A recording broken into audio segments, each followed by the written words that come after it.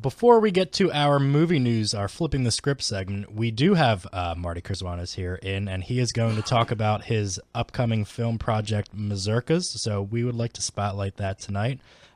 Marty, tell us a little bit about your project. Okay, well, Mazurkas is a love story that explores grief and what happens when you don't deal with grief and you don't go through the process of grief. And there is a process, the various stages and so forth. The main character is Sidney Flanders, who's a piano teacher, and his wife, who used to be his piano student, she was close to his age. She passed away 35 years ago, and he just never got over it. And that's basically what the film is about, how things develop as a result of him not dealing with her death. Now, what inspired the telling of this tale? Well, I decided, first of all, I was driving on my way to a networking event with other actors and filmmakers, and the thought popped into my head is, I got to come up with a project. So you were itching to do something. I had to do something, yeah. And so the next step is, well, what do I do? Well, one of the most logical things to do is do something that you're familiar with. Right. Well, the main character was married. I am married. My wife is still alive, thank God. But what if I lost my wife 35 years ago? I used to teach piano. And so I used that as a career or as a job of the character, and I just built it up from there. And of course, any good story has high stakes involved, right? So when there's a conflict within a story, the higher the stakes, the more intense of the story is. So I figured, well, what higher stakes is there? Except for life, right? And how can one lose their life? Well, they can lose it in various ways. They can lose it through being shot at, through suicide, through all kinds of stuff. So I basically decided on which way the character would basically be on the brink of life, threatening situation, and went on from there. Yeah. Did you go through any type of visceral experience by this process? Was there any learning experiences that you had through it? My visceral experience basically is based on the two words, what if?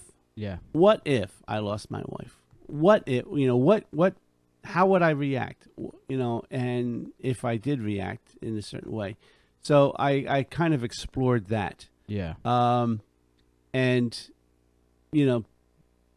there are things that you basically write what you know and what you've been through. So the storyline has a lot of episodes and little segments that are really based on real life. Yeah. Maybe not my own, but things that could very well be and that people can relate to. So that's what I feel. And I think a lot of those what ifs, we ask ourselves that on a daily basis. Oh yeah, about even the smallest of things. Well, I'll give you an example.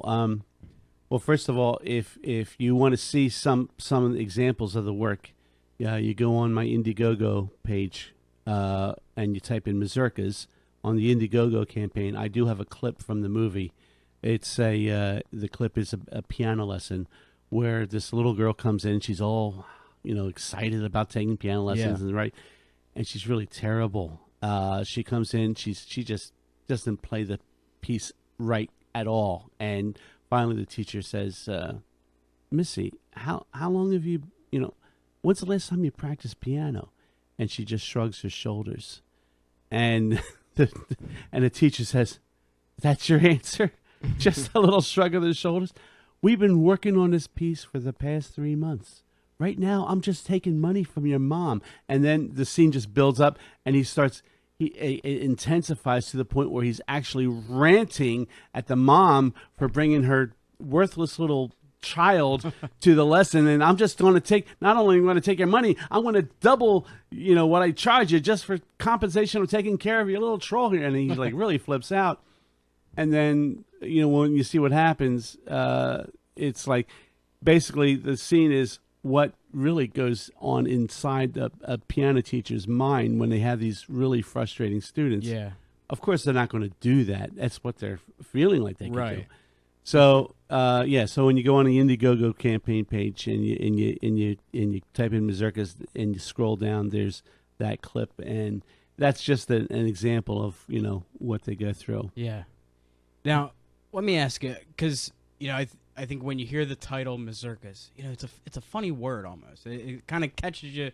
And it's not a word that you probably heard too. No, I can honestly, if at all. Right, I can honestly say I haven't heard of the word up until until we caught wind of this film. So Marty, what exactly is a Mazurkas? Well, it's first of all, it really, if you want to pronounce it correctly, it's Mazurkas. Mazurkas. Yeah. And gotta roll that tongue. Which, by the way, is there's a video on the Indiegogo campaign page that talks about that, but I'll tell you anyway. Okay. A mazurka is a lively Polish dance in 3 that is used by many different ways. Chopin wrote 69 mazurkas, and he was Polish, and he wrote most of them after one of the revolts of the Polish people against Tsar Nicholas I. So it's kind of like it was almost like a protest, writing all these mazurkas. Tchaikovsky has mazurkas in his ballets, a couple of his ballets, and mazurkas is basically, it's a musical form. Okay. And like I said, it's like a Polish dance. So in that form, to back it up, you're saying that these dances would actually almost be political in a sense too? Well, sometimes? when Chopin wrote them, yes. Okay. But when Tchaikovsky wrote them, they were just for ballets. Yeah, so that's a conversation on its own altogether. But, okay. I don't think anybody's doing mazurkas down in all the states that are having protests right now. Well, maybe they'd go a little bit more peacefully. Maybe if they did, maybe something would happen. Yeah, maybe. But in my film, I call it mazurkas because I wrote a piece called Yellow Rose Mazurka, and it's part of the plot of the story, and it plays a very important part in the storyline. And I have like 3 mazurkas in there. I have one written by Chopin, you can hear it, and one written by me, and then there's one written by I think Beethoven wrote one. So and just for practical sense, I didn't want to call the movie Mazurka because there's another movie that was made in like the 1940s called Mazurka. So I figured I'll just add an S on the end and make sure that we have more than one mazurka in the film. So, are there more than one mazurka? Yeah. I've got 3 mazurkas in my film. So there you go. That justifies it. Now, when we had initially met, you and I and Bill had breakfast maybe a month ago or so. Yeah, at the Radcliffe Cafe in Bristol. Yeah. So it was really nice to get to sit down and kind of talk to you face to face, not just within a text or an email or a phone call. Right. And, we got to learn a little bit about you and some of your history. It's really interesting to me that you wear so many hats. You don't just write, you don't just direct. Can you tell our listeners it's like a little quadruple threat? You know what I mean? He really does it all. What do you do, Marty, besides just act or directing? Besides directing, to pay the bills, I tune and repair and rebuild pianos. That pays the bills until I start really making some money at the movie industry. But yeah, I do that as well. Awesome. What was your influence in maybe getting started in the film entertainment industry? Like, what got you started? That's a great question. I started out by doing background work in various films. In fact, one of the films that I was in was Black Swan, where I was the orchestra conductor in there. I was also in another movie called Just Right with Queen Latifah. I was a heckler at a basketball game. They should have put Bill in that role. Yeah, right. I could be a great heckler. I was also in Extremely Loud and Incredibly Close. I was a gospel piano player in that as well. But what happened was I got involved with a thing called Project 21 in Philadelphia, and this was a film competition, film festival that ran for about 7 to 8 years. Ran by Stephanie Uhas and Matt Conant, two very wonderful people. And it was basically a contest where you had 21 days to make a 10-minute film, and you could not start it until they gave out a secret element in there. And the first year that I got involved with it, I wound up writing music for 3 different film projects. The second year, a friend of mine, he's now my friend, but this guy named Brandon Podol, he wanted to start his own team, so I joined it. And the first film that we did was called Terrorists, Terra, Ists, and they were warriors from Mother Earth, and that's the film that we made. And it was basically kind of like a Greenpeace type of group. That I wrote the script for that, and I helped produce it. And at that point, I decided, you know what, I really want to take charge of a film. If I'm going to do a project, I really want to have control over it. So I did a few other short films since then. Mazurkas is probably my most serious attempt at making the film. By the way, it is no longer a short film. It is up to an hour long now. Okay. So it is now a feature film. So what is the time length that actually constitutes the difference? I think some people have different interpretations of it. I know Screen Actors Guild calls a short film no longer than 35 minutes. Okay. Other people say a short film is no longer than 40 minutes. So it's, there's kind of a gray area there. Right. But mine is about an hour, so that is totally, it takes it out of the category of short film. Right. Are you involved with the SAG at all? Oh yeah, I'm a SAG actor, yeah? and the project that I'm working on, I made sure that I registered as a SAG project. So I've got several SAG actors that are in it, and they're getting paid the appropriate rate for that. Great. And absolutely that Indiegogo is going to go towards helping that cause out as well. Exactly, yeah. I mean, and it's also helping to pay for the crew.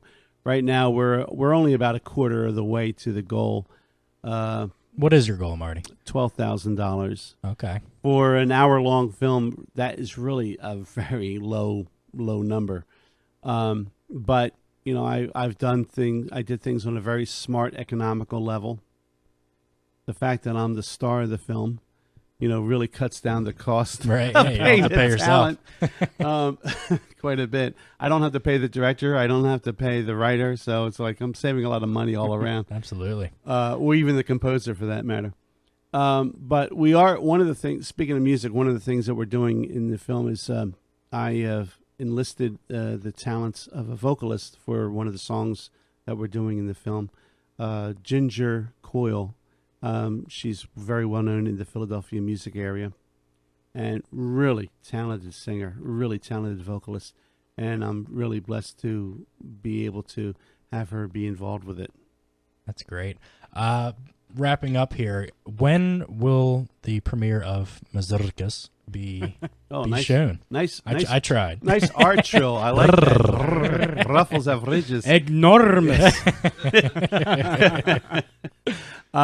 Yeah, Mazurkas is going to be having its world premiere on Sunday, November 6th, and it will be at Painted Bride Art Center, 230 Vine Street in Philadelphia. It's a really neat little theater. It seats about 250 people, and we're going to have a red carpet event at 5:30. At 6 o'clock, we're going to show the film, but before we show the film, another friend of mine, another filmmaker, friend of mine, Sean McKnight, he's going to show he's got a 10-minute short called Disco Zal. We're going to show that first, and then we're going to show Mazurkas. And then following that, we're going to have a Q&A session, followed by a reception. So it's going to be a really cool night, and people can get tickets for it by going to Brown Paper Tickets at brownpapertickets.com. or bbt.com, I think they use that. And you type in Mazurkas and Mazurkas, and they can buy tickets. They're only $15 a piece. plus that. Is the info on your Facebook page also? Yes. Okay. Yeah. So go to my Facebook page for Mazurkas. We have the information of the Indiegogo page on there. We have the ticket information on there, all that stuff, and plus a lot of really cool videos and pictures from the film. And we'll send that information back out there too. So if anybody's looking for that information, they can find it. Cool. We'll have all that linked to our video on YouTube as well, and we've been sharing Marty's pages on our own Facebook as well. I know Bill and I will get front row seats to that event. Oh, right, yeah, Marty? yeah, no problem, no problem. We'll have to get our tuxes out, you know? Yeah. Oh, yeah, dress to impress Dress to because we got that impress. red carpet thing going Yeah, on, you know? you know?